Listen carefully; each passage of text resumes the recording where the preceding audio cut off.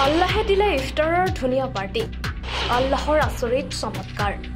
ৰমজান মাহৰ ইফতাৰৰ বাবে আল্লাহে দেখুৱালে আচৰিত কৰিশ্মা নাথৰ কথা কোৱা নাই এয়াহে আচল কৰিশ্মা চলি আছে ৰমজান মাহ ইছলাম ধৰ্মী লোকসকলে ৰাখিছে ৰোজা যেটো ৰমজান মাহৰ এই পবিত্ৰ দিনকেইটাত ইফতাৰৰ বাবে প্ৰয়োজন হয় ফলমূলৰ বজাৰৰ পৰা বিভিন্ন ফলমূল আনি ইফতাৰ কৰে ইছলাম ধৰ্মাৱলম্বী লোকসকলে কিন্তু ৰমজান মাহৰ তৃতীয়টো দিনতেই ঘটিল চমৎকাৰ মহানগৰীৰ ফাঁচী বজাৰত আল্লাহে দেখুৱালে আজব কৰিশ্মা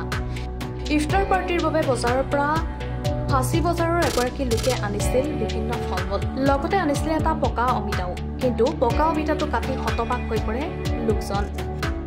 কিয়নো পকা অমিতাটোৰ ভিতৰত আছিল এটা সৰু কেঁচা অমিতা এটা অমিতাৰ ভিতৰত আনটো অমিতা দেখি আচৰিত হৈ পৰে সকলো এই ঘটনাই স্বাভাৱিকতে হতভম্ব কৰিছে সকলোকে আজি ইফতাৰ টাইমত আমি ইফতাৰৰ ফ্ৰুটছ কাটিবৰ কাৰণে বজাৰৰ পৰা ফ্ৰুটছ কেইটামান আনিছিলোঁ লগত অমিতা এটাও আনিছোঁ অমিতাটো কটাৰ পিছত পকা অমিতাৰ ভিতৰত কেঁচা অমিতা এটা ওলাইছে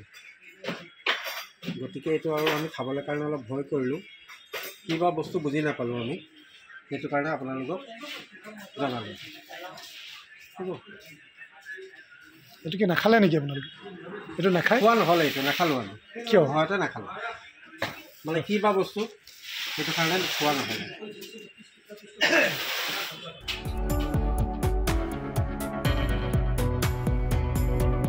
নিউজ ডেস্ক ৰিপৰ্ট কাৰেণ্ট